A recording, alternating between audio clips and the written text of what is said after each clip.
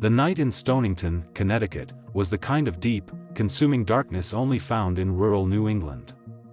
It was a void, broken only by the occasional sweep of headlights on long, winding roads that cut through hills and dense, silent woods. On one such desolate stretch, a passing motorist saw what he first took for a brush fire, a flickering, angry glow in the ditch. He pulled over, called 911, and grabbed his fire extinguisher. As he approached, another set of headlights joined his. A local fire chief, off-duty but nearby, had seen the glow too. Together, they moved toward the flames. But as the chief aimed his extinguisher, the falling foam revealed a shape that was utterly, horrifyingly wrong. "This isn't brush," the chief muttered, his voice tight. He angled the spray upward, letting the chemicals rain down gently. The fire sputtered and died, not to save what was burning, but to preserve it. The shape solidified in the stark beams of their headlights, a human form, curled on its side, wrapped in layers of plastic sheeting and fabric, bound with silver duct tape that glittered in the light. The body was charred black, features obliterated by the flames. It gave off a sickly, sweet smell of burnt plastic and something far worse. The fire chief took a step back, his breath fogging in the cold air. "State police," he said to the passerby, his voice low. "Don't touch anything. This isn't an accident." Soon, the lonely road was alive with flashing red and blue. Connecticut state troopers sealed off the area, their flashlights cutting through the night, searching for anything the killer might have left behind: a tire track, a discarded match, a footprint in the mud. But the scene was eerily clean, save for the grotesque parcel dumped on the shoulder. Detective Mike Vargas, a 20-year veteran with a face etched by too many midnights, arrived and crouched beside the body. He didn't need to be a medical examiner to see the deliberate cruelty. The wrappings were meticulous: plastic bags, what looked like a bedsheet, blankets, all secured with excessive, almost frantic layers of duct tape. This was a body prepared for disposal, not a crime of passion committed here. "And they tried to make sure she'd burn," Vargas noted to his partner, Detective Lisa Chen. "But the ground was damp. Only the front caught properly." Chen shone her light on the body's back, where the flames had licked but not consumed.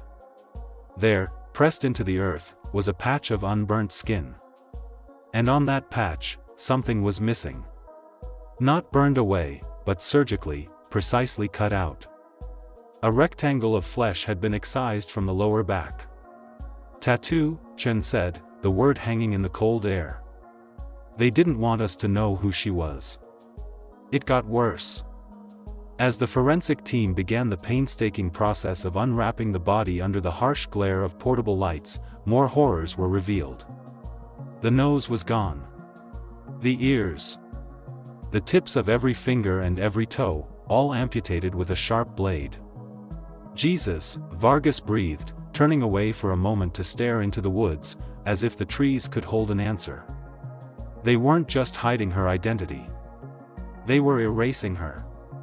The body, a young woman, was transported to the office of the chief medical examiner in Farmington, a sterile, bright space that existed in stark contrast to the dark ditch where she was found. Here, she was the responsibility of Dr. Ira Canfer, a forensic pathologist with 3 decades and over 4,000 autopsies behind him. He had a calm, analytical demeanor, a necessary armor against the horrors that crossed his table. "Not only is it disturbing, not only is it horrifying, but it's perplexing," Dr. Canfer said later, recalling that night. The level of post-mortem mutilation suggested panic, or a profound desire to degrade. But the careful wrapping suggested control. It was a contradiction. In the autopsy suite, Dr. Canfer and his team worked with meticulous care. The layers of plastic and fabric were treated not as trash, but as the first page of the story.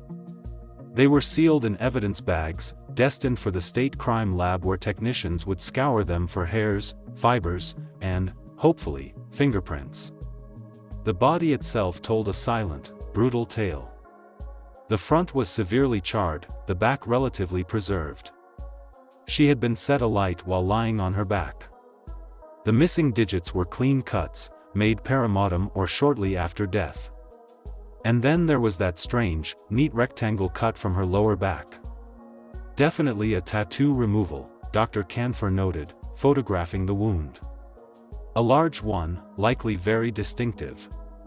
Without fingerprints, without a face, and with a key identifying mark carved away, the woman was a Jane Doe. But the killer had made a critical oversight.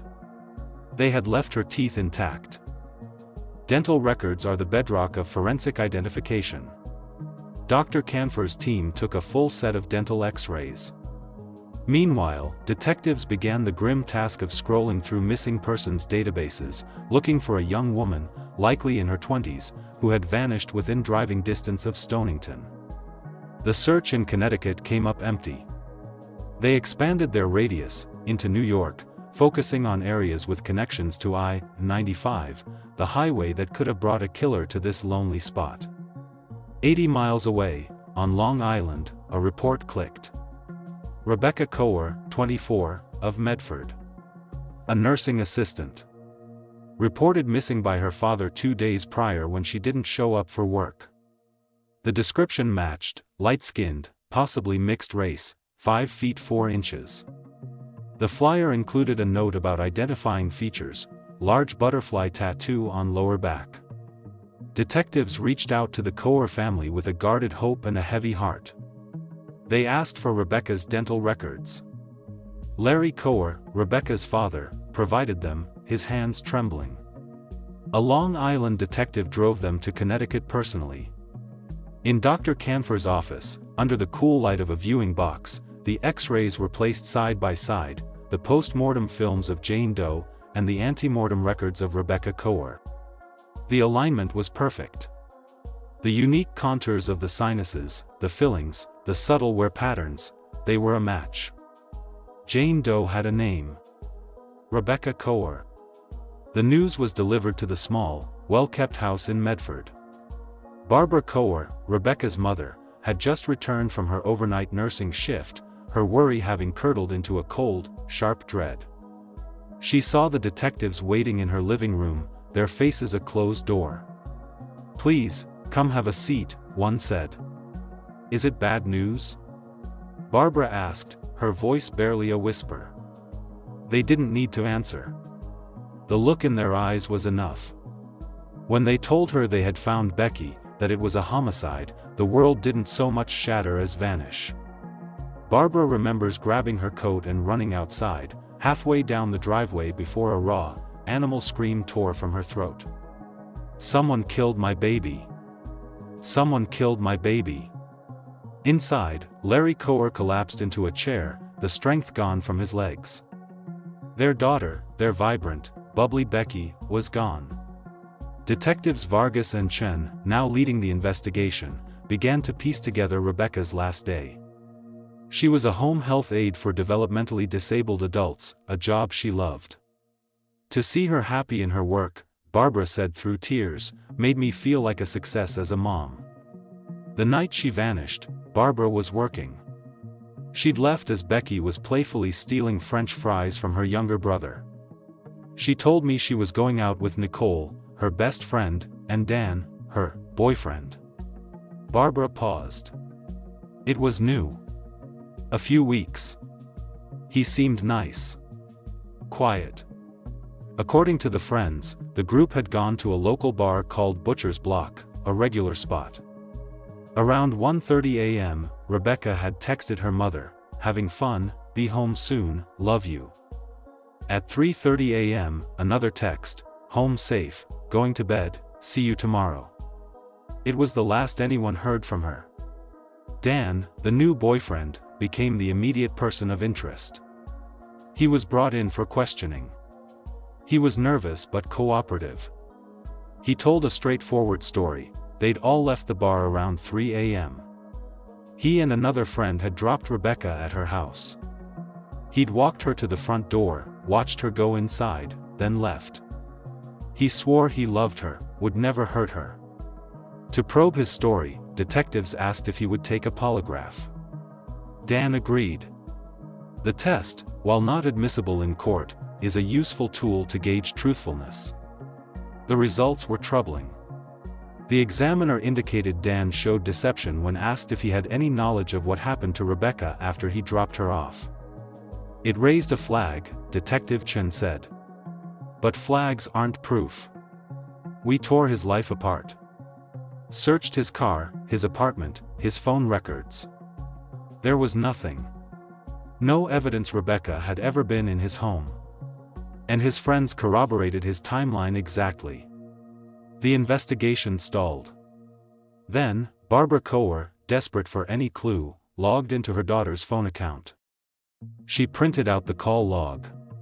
There, Vargas and Chen saw it. 2 incoming calls in the early morning hours, after Dan claimed to have dropped her off. Both from the same number with a 617 area code, Boston. The first call came at 4:10 a.m. and lasted 15 minutes. The second came at 4:27 a.m. and lasted only 20 seconds. The 4:27 call, Vargas said, pointing at the record. That's the key. A 20-second call at that hour? That's not a conversation. That's a signal. I'm here. Or, come outside. They subpoenaed the records for the 617 number. It was a prepaid, burner, phone, purchased for cash at a big box store. Virtually untraceable. But they could track its movements via cell tower pings. The data painted a damning picture. During the 4:10 a.m. call, the phone was moving west to east on Long Island. By the 4:27 a.m. call, it was stationary, pinging off a tower that covered Rebecca Koer's neighborhood. Whoever owned this phone, Chen concluded, drove to her house in the middle of the night and called her. And she answered.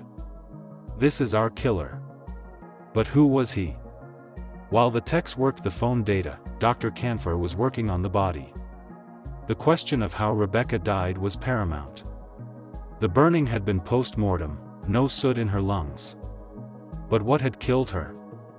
The mutilation made it difficult. The fire had hardened and split the skin, obscuring potential wounds. He began the internal examination.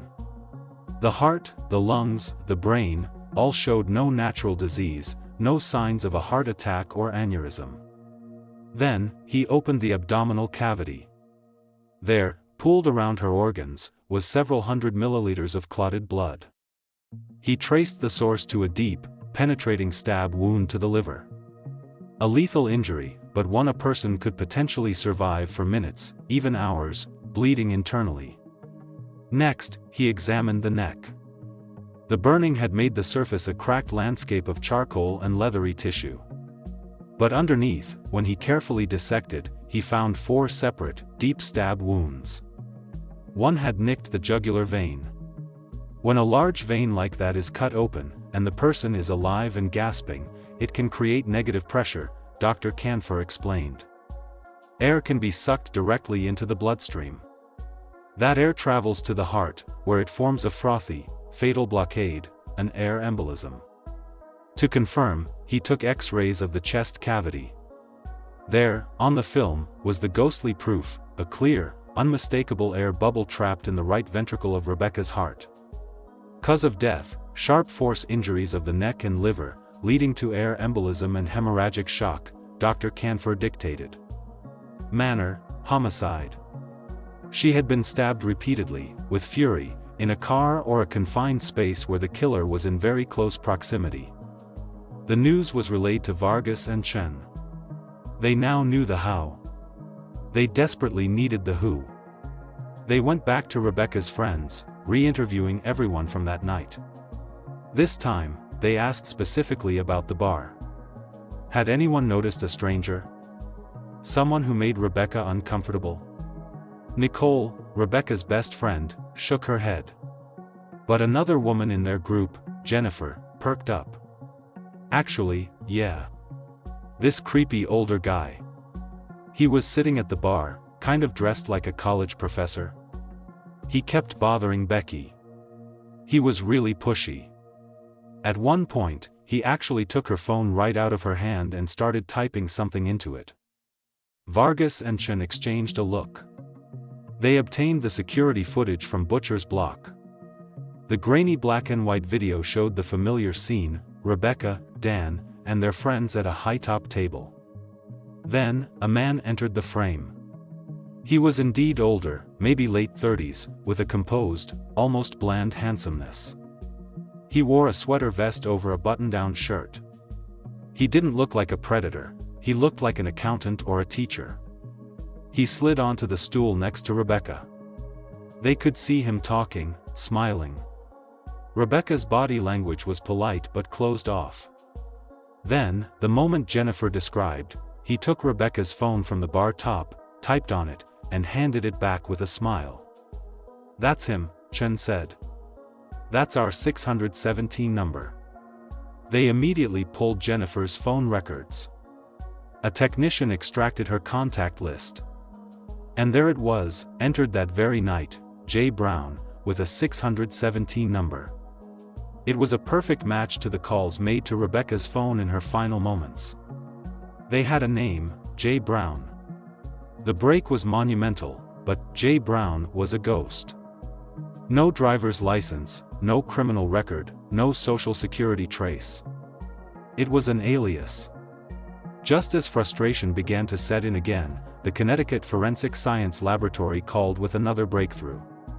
They had processed the duct tape that had been wrapped around Rebecca's body. Using a chemical fuming process, a latent print examiner had managed to lift two perfect, pristine fingerprints from the sticky side of the tape. "It's rare," the lab tech explained to Vargas. "The adhesive usually destroys ridge detail. But these were beautiful. A left and right thumb. The killer must have pressed the tape down hard with his bare thumbs while wrapping her." The prints were run through the Automated Fingerprint Identification System, AFIS. Within minutes, they had a hit. The thumbs belonged to Evans Ganthier, a 38-year-old with a minor criminal record, a DUI, a disorderly conduct. But as detectives dug deeper, more disturbing details emerged.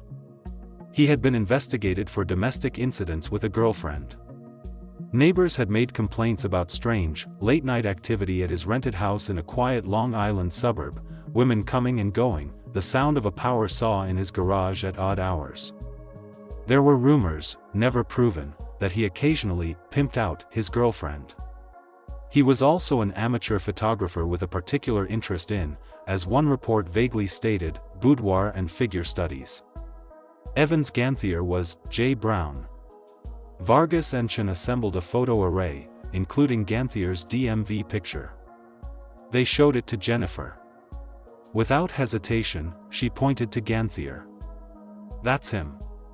That's the guy from the bar who took Becky's phone." They had their suspect. Now they had to find him. They learned Ganthier drove a dark blue SUV and that his girlfriend had a known address in the Bronx. For days, teams conducted surveillance. Finally, one evening, they spotted the SUV parked outside the Bronx apartment. They staked it out through the night. In the morning, a man matching Ganthier's description emerged, walked casually to the SUV, and got in.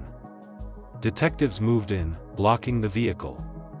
Evans Ganthier was arrested without incident. He was cool, almost detached. He waived his Miranda rights and agreed to be interviewed. He consented to a search of his vehicle and his primary residence back on Long Island. In the interrogation room, Ganthier was polite. He denied knowing anything about a murder. When presented with the evidence of his alias and his presence at the bar, he shrugged. "Yeah, I met a girl. Becky. She was cute. We talked. I gave her my number. That's not a crime." Then, Detective Chen leaned forward. "Your fingerprints are on the duct tape that was wrapped around her body, Evans. On the sticky side. How do you explain that?" For the first time, a crack appeared in his calm facade. A flicker in the eyes, a slight tightening of the jaw. He was silent for a long moment. Then he let out a sigh, as if burdened by a great inconvenience. "Okay," he said. "Okay. I'll tell you what happened. But you're not going to believe me." What followed was a story so macabre, so ludicrously self-serving, that the detectives listened in stunned silence. Ganthier claimed that after meeting Rebecca at the bar, he'd called her later, feeling lonely and wanting to continue the party. She'd allegedly invited him over. He'd driven to her house, picked her up, and they were on their way back to his place when, in the car, she suddenly began to convulse. She started foaming at the mouth, he said, his voice flat. Like a seizure or something. I didn't know what to do. He said he drove straight to his garage. She was unsteady, so he had to help her walk inside. She tripped, he stated. Over a set of dumbbells I had on the floor. She fell and hit her head on the concrete. Hard. There was blood everywhere. Panicked, he claimed he put her in the back of his SUV to drive her to the hospital. But when I looked back, she wasn't breathing. He said he realized she was dead. I freaked out. I thought, no one will believe this. They'll think I killed her. So, he said, he made a series of panicked decisions. He drove to a store, bought duct tape, plastic sheeting, a knife, and gasoline. Back in his garage, he decided to make her unidentifiable.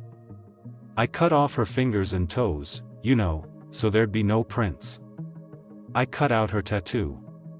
I cut off her nose and ears, to, delay identification. He described these acts with the clinical detachment of someone describing car repairs. He then wrapped her body, drove aimlessly for hours, eventually taking the Port Jefferson ferry to Connecticut.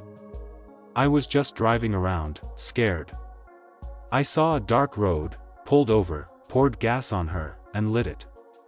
Then I drove home. He ended his story with a look of earnest pleading. It was an accident. A terrible, tragic accident. Everything I did afterwards was just panic. I'm guilty of being a coward, of messing with a body. But I did not murder Rebecca Koester. Vargas and Chen sat back. The story was an absurd tapestry of lies, but it was cunning. It attempted to explain away every piece of physical evidence they had found. The mutilation? A panicked attempt to hide identity. The trip to Connecticut? A frightened, aimless drive. It was designed to reduce a charge from murder to criminal tampering with evidence or abuse of a corpse, a fraction of the prison time. But as the searches of his properties concluded, the truth began to undermine his careful fiction. His garage had been recently, and poorly, cleaned. A section of the concrete floor had been scrubbed raw and hastily painted over. In the corner sat a new can of cement paint, a scrub brush, and a bottle of industrial cleaner. It was suspicious, but inconclusive. His SUV, however, was a different story. Processed by the forensics team under UV light, the vehicle lit up like a grotesque constellation. On the center console, on the passenger seat, and most damningly, pooled in the crevice between the passenger seat and the door, were dark, reddish-brown stains that tested presumptively positive for blood. The samples were sent for DNA analysis. The results came back with definitive, cold clarity. The blood in the front passenger area of Evans Ganthier's SUV belonged to Rebecca Koester. Ganthier's story was now in tatters. He had claimed she was never in the front seat, that she had only been in the back, already dead from her accidental fall. But Rebecca's blood was in the front, in a pattern consistent with a violent, arterial spray from neck wounds. Confronted with this, Ganthier simply shut down. "I want a lawyer," he said. The interview was over. With Ganthier locked up and charged with second-degree murder, the prosecution, led by Assistant District Attorney Mara Silvestri, began building an airtight case. Her star witness would be the victim herself, speaking through the science of Dr. Ira Canfer. At the trial, held in a somber Suffolk County courtroom, the gallery was packed every day. Barbara and Larry Koester sat in the front row, holding hands, their faces pale masks of grief and determination. The defense stuck to Ganthier's story, tragic accident, followed by irrational panic.